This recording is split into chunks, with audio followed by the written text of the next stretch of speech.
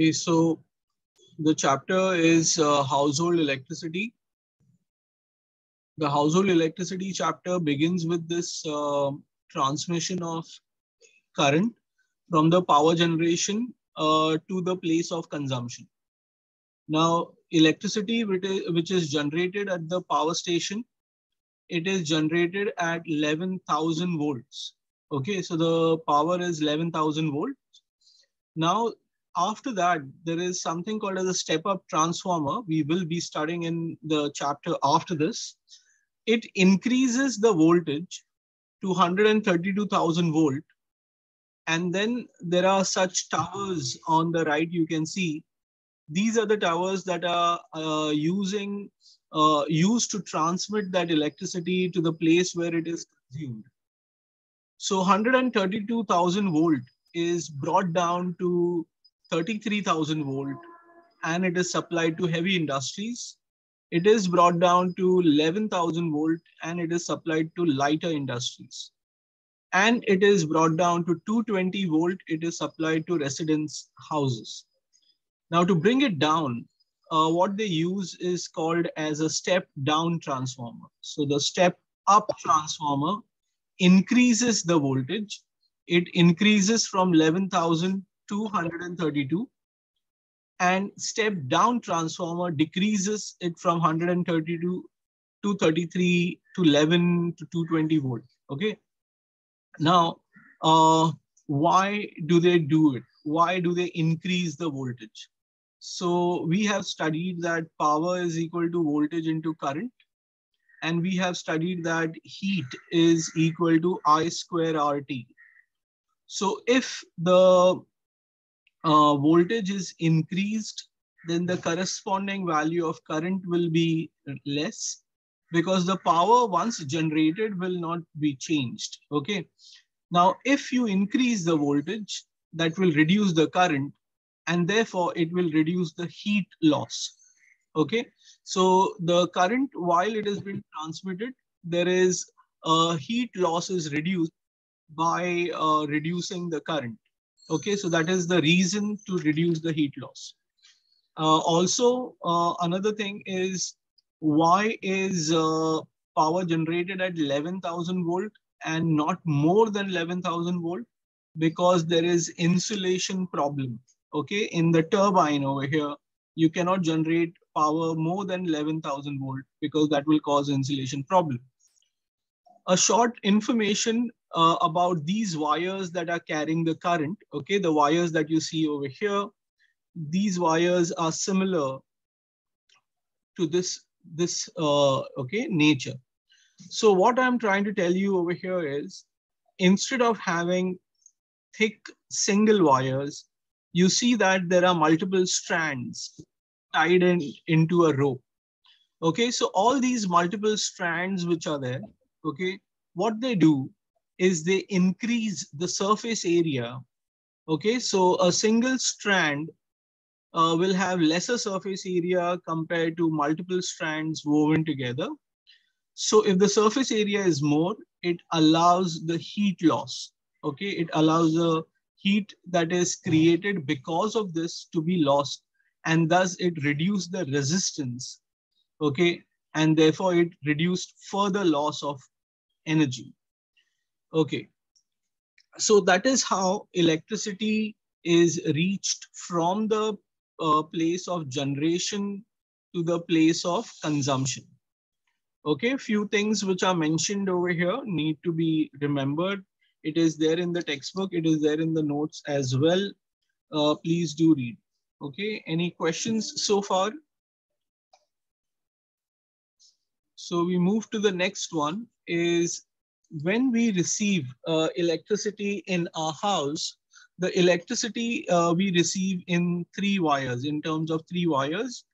So the first wire is called as a live wire. The second wire is called as a neutral wire. Now both these wires we get from the power generating station. And there is a third wire called as earth wire. So the earth wire is what is local. Local as in the sense in our building. So if this is our building, we get the live and the neutral wire from the power generating station, and the earth wire is from our building. Okay, we'll study more about it. Now, the live, the neutral, and the earth wire have certain color combinations. So, like the live wire is red or brown, the neutral wire is black or it is light blue, and the earth wire is green or yellow. So when the electricity power lines are laid in a house, in a building, they make sure that they use these colors as a cover. Okay, the wire coating that is there is made up of this color, so it becomes easier for anyone who will do any work later on to understand which one is the live wire and which one is the neutral wire, which one is the green one, okay, the earth one. So that becomes easier. Okay, so what else is there? So there is what is called as a main fuse, that is called as a company fuse, which is a 50 ampere fuse. Okay, then you have the kWh meter. Now, kilowatt hour meter, as we have studied in the previous chapter, it, it measures the amount of electrical energy that your house has consumed. Okay, so you must have seen this meter down in your building. Okay, so each house has a meter based on which the electric bill is calculated. Then when the wires enter the house, it come across what is called as a main switch, or it is called as a double pole switch. So a double pole switch is connected to the live and the neutral. So when you turn it off, the live and neutral, both wires get disconnected. And when you turn it on, both wires are getting connected. So this main switch is used to cut off the power of the whole house, okay, or to re-establish the power of the whole house at a single switch. So it becomes easier if in the case of any problem, if there is any fire or anything, you can cut off the power immediately.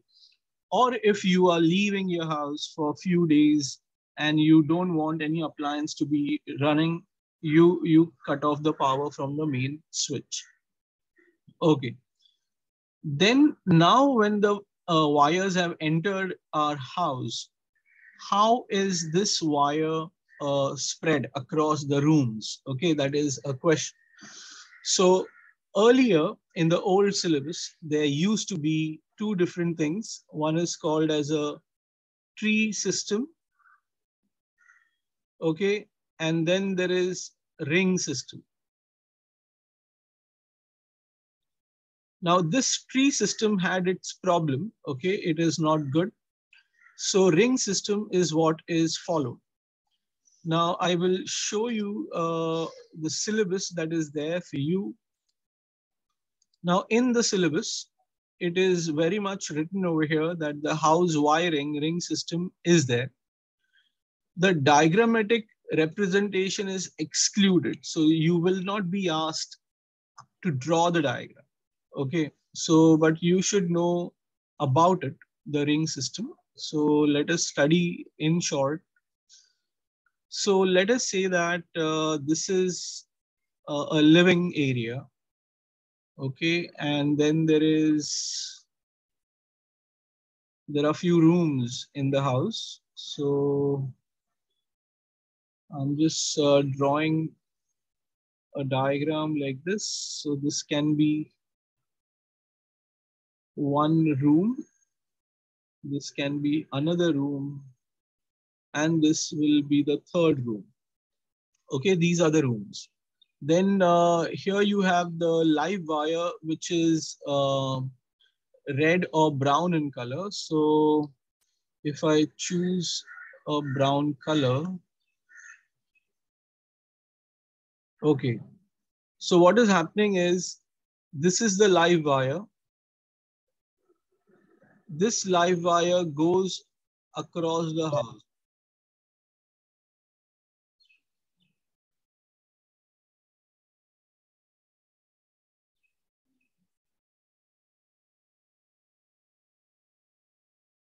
Okay, and it is back over here. The next is the neutral wire, which is light blue in color. So I'll take this neutral wire over here.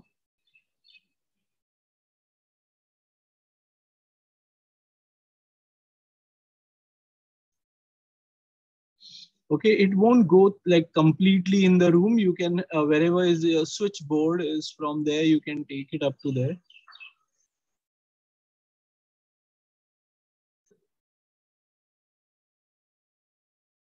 Okay, and then the third one that you have is earth wire, which is green in color. So I'll draw the earth wire over here.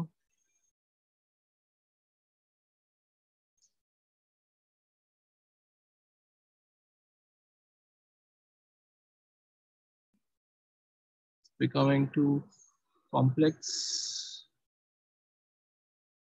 Okay. Now there is a reason why it is called as a ring system. As you can see that it is a complete ring over here. Now, say for example, now you have to connect a fan of a fan or a say a laptop charger. It has three holes over here, the socket. So the first one is connected to the green one, that is the earth one. The next one is connected to the live wire over here. So it is connected to the live. And the third wire is connected to the neutral one. Okay. So likewise, you have to connect a circuit. You have to connect an appliance at any place in the house. You can take wires from there. Okay.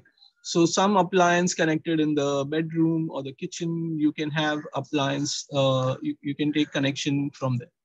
Of course, as I showed you again, I'll show you over here. This is the house wiring, that is ring system. You will not get questions where you will have to draw the diagram. Okay, so that part is removed from the syllabus. Okay, but what you will have is questions where, what is the advantage of a ring system? So a ring system, every appliance is connected parallel to each other. Okay, in a ring system, you require the sockets of the same size. And because of the ring system, if there is one appliance not working, it will not affect the other appliance working anywhere else in the house. Okay, because they are all connected parallel to each other. Also, if the appliances are connected in parallel, the advantage is that each appliance gets 220 volt. Okay, because that we have studied this in the previous chapter as well. If you have two appliances in series, and if this is the voltage is not same across the two, it gets divided. But the power rating of an appliance always says 60 watt, 220 volt, okay, 110 watt, 220 volt. That means the appliances that we use in a house should be connected to 220 volt for them to function properly. Okay, so that is the reason why the appliances need to be connected parallel to each other. So if these appliances are connected parallel, then it becomes easier, or it becomes convenient to use them. They function at their optimum capacity. So the part that is given in the textbook and in the notes as advantages of connecting appliances in parallel and disadvantages of connecting them in series, do read that part. Okay, fine. Now, again, I'll just take you to that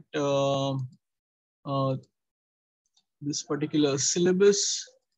So after this, what you have is electrical things like fuse. Then you have switches and their advantages, then earthing, Okay, so we will study that now. Okay. So when you talk about fuse,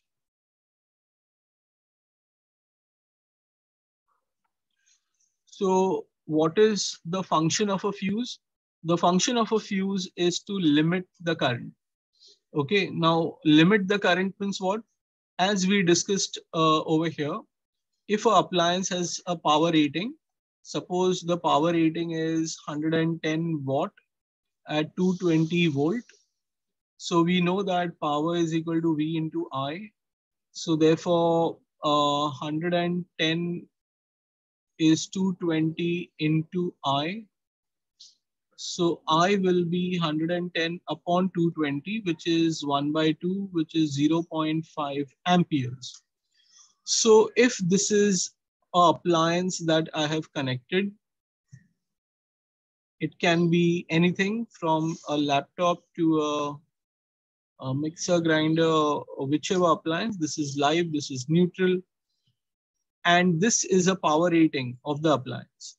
That means the current flowing in the appliance should not exceed 0.5 amperes. If it exceeds 0.5 amperes, that will damage the appliance. So how to prevent that from happening? So we use a fuse.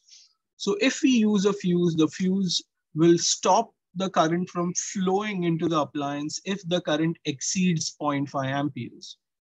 So coming to the next question, that how can a fuse do that? A fuse can do that because a fuse can melt if the current is more. Okay, so if this is a fuse wire, the fuse wire will melt if you supply current more than the required amount. Okay, now how can it melt? Because it is made up of alloy of lead and tin, which has higher resistivity and low melting point. Because of high resistivity, when current flows, it gets heated up, and because of low melting point, it melts. So when the fuse wire melts, the circuit breaks, and it does prevent the appliance from getting damaged. Now, where should the fuse be connected? So the fuse should be connected on the live wire before the current enters the appliance. Now, why? Because the fuse will melt and it will prevent damage of the appliance. Another way to put the same argument is that if the fuse is connected to the neutral wire, then the excess current will flow through the appliance, then it will encounter the fuse, and the fuse will melt, and it will prevent the appliance from means it will stop the current. But since the excess current has already flown through the appliance, it has damaged the appliance. So the fuse should not be connected to the neutral wire, but it must be connected to the live wire. So the question can be posed to you in different ways. Okay, now how is a fuse wire, lead and tin, decided for 0.5? Now there can be an appliance which requires, say, 15 amperes. Then what do they do? How do they choose the fuse wire? So a fuse wire, which will be thicker, okay, will be for a heavier current. Okay, so if you have more current flowing through the wire, then you will use a thicker wire. Okay, so in the notes as well, I have given you an image. I'll just copy it again over here. So in a hardware shop, in the where you get those wires and all, nails, everything. So there you will get fuse as well. So here you can see 25 amperes it is written. Here it is 0.5 amperes over here. So what will be the difference in the wire that is there inside? So the wire will be thicker. Okay, so you will have a fuse wire. This is what you see on your screen are called as cartridge type of fuse. And you can see that in the diagram over here, that is the wire. And there are these metal contacts which are made. So obviously when the current exceeds the desired value, this wire melts and it prevents the current from flowing. Okay, now if you want to use the appliance again, if you are sure that the electricity means the power is back to normal, you will have to replace this wire. Okay, so in our houses, in our buildings, downstairs there is what is called as this ceramic type of fuse. Okay, I'll show you just a minute. So over there, the fuse wire has to be replaced. The fuse wire generally occupies, is connected here. Okay, and this is the connection. So this fuse wire has to be replaced in the case of if it melts. Now, unless you replace it, it is not going to work. Okay, so in a house nowadays, we use what are called as miniature circuit breakers. Okay, so this we all have it in our houses. You must have seen it somewhere. So what do? They work on the principle of bimetallic strip. So whenever there is excess current, there is more heating, and this trips. When it trips down, you have to push it back up to restore the current. Okay, so this has a shorter response time. There is no melting of wire. So this is a preferred thing. Okay, any questions so far?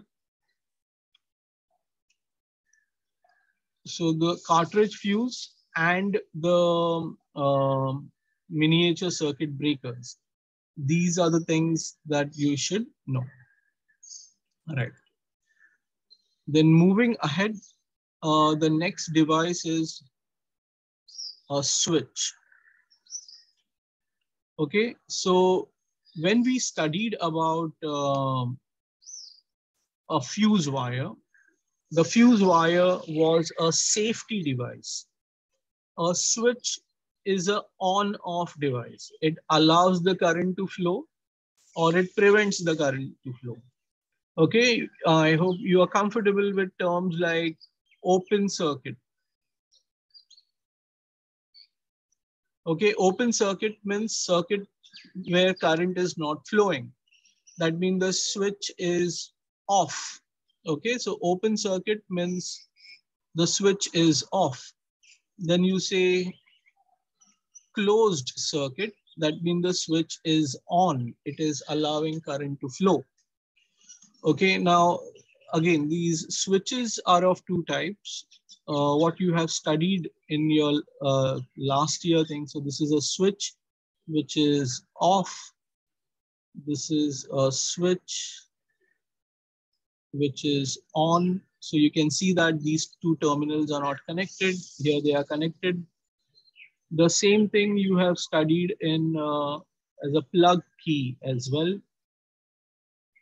So this is off and this is on.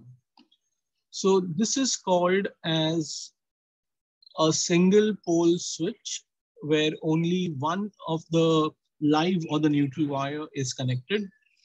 And the next is what is called as a double pole switch. So here, this is off.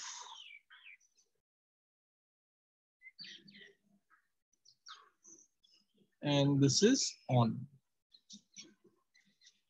Okay, so this is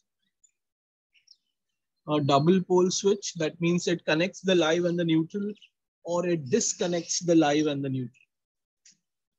Now, where is a switch connected? Like we asked for the fuse, where is the switch connected? So again, I will draw the diagram of the appliance.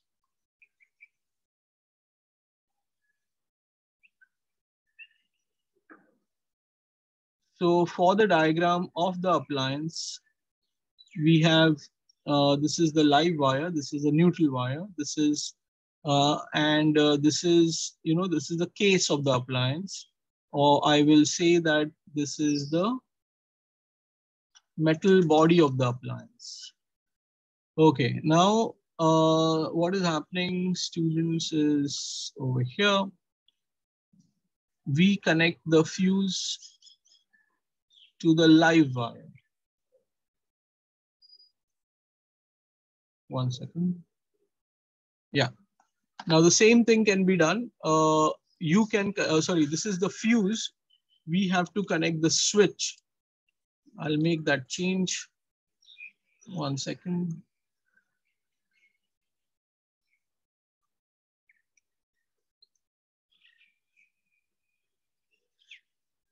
Okay, so we have the switch which is connected to the live wire. And over here, the switch is connected to the neutral wire. Now in situation A and situation B, how different is that? Like in this particular case, the current flows, okay, the appliance is working, all is fine. Now when you switch off, okay, when you turn it off, the current is prevented from flowing and the appliance cannot function. Here also the current flows, okay, and this appliance is working, everything is fine. Now, if you turn it off, the circuit is broken, the appliance will not function. So both the cases, the switch is doing its job. It is allowing the current to flow, or it is preventing the current to flow. So what is it okay for the switch to be connected either to the live or to the neutral wire? Anyone has any ideas? So can you? I could not hear you. My question was, is it okay for the switch to be connected to the live or the neutral wire? So your screen is frozen. Okay. Can you see it now? Yes, sir. Yeah. Means Yes, sir. what I was asking you is, I'll just draw that again. Here, what I was showing you is this switch is on, the current is flowing, and the circuit is working. When the switch is off, the current will be stopped and the appliance will not work. In this particular case, when the switch is on, the current is flowing, the circuit is working. And when the switch is off, the current stops. The switch is doing its job either ways, okay, up or down. So is it okay for the switch to be either on the live wire or the neutral wire? Is my question. So it should be on the live wire only.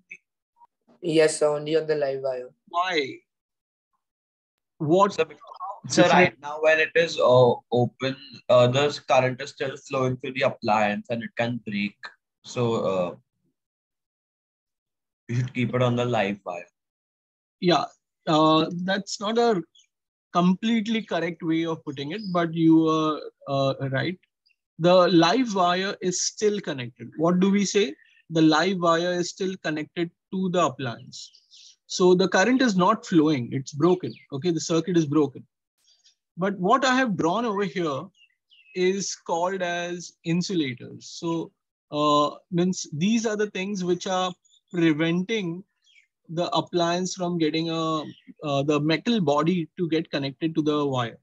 Like you all use laptops. Some of your laptops are having a metal body, like an aluminum case or something, like a Apple laptops and all. Now the wires are insulated from the body.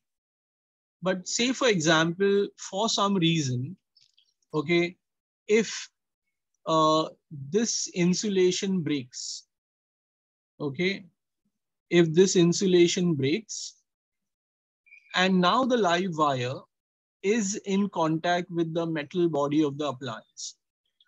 Now the person touching the metal body, okay, will get a shock. Are you following that? He will get a shock, he or she will get a shock. So even if the switch is off, the person will still get a shock if the live wire comes in contact with the metal body of the appliance. So it is not safe. And that is the reason why the switch should be connected to the live wire. So when you turn the switch off, it will be safe to handle the appliance, to clean the appliance or repair or whatever. So that is a very important due reason.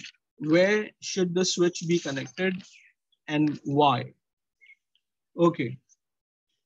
If you take open up your textbook, in your textbook, there is on page number 223, there is a dual control switch. Can you see that? Dual control switch. Okay. Now that part is not included in the syllabus now. Dual control switch. In your textbook, at the starting of this chapter, if you see what is there in that syllabus, it says two-way switches, staircase wiring. If you see on page number 214, you will read that two-way switches, staircase wiring, which is absent here. So that's not included. Is it clear to everyone? Okay. Now, it is nothing difficult in what they have cancelled. In fact, it is there in everybody's house. A dual control switch is a switch that can be controlled from two places. Now, most of the time we have that in our bedrooms where the light or the fan of the bedroom can be turned on and off from the switches which are next to the door and also from the switch that is next to the bed. Are you following that? Have you seen that? Yes, sir, I have it in my house. Yeah. So that is something which is like a everyday thing. Okay, that sometimes can be taken as something a little lazier thing for people to get up, but it is mostly used in staircase or a empty lobby. So when you are climbing the staircase, you turn on the light of the stairs, and when you reach up, you turn it off so that it prevents the loss of energy. So that is something which has been removed now from the syllabus. Okay, so you don't have the diagram, you don't have to learn what it is. From there, we move to what is called as earthing. Okay. Now in earthing, we have to learn two things. One is called as local earthing, and the second is called as earthing of an appliance.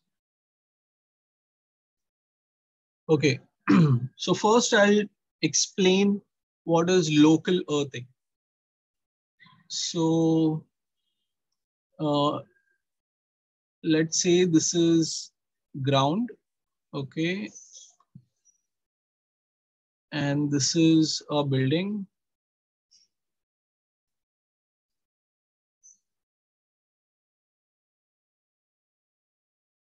Fine.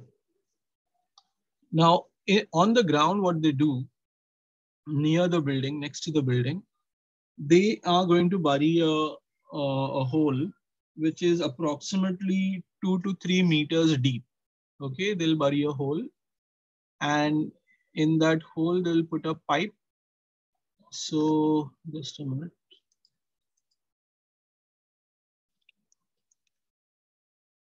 So there will be a pipe that will be inserted. Okay, so this is 2 to 3 meters, and that's a pipe over there. and there will be a wire taken. So let me just draw a wire. Now this wire is running the whole length of the building. And then that wire is taken down. Okay, the wire is taken down. And this wire is connected to a copper plate. So this is a copper plate.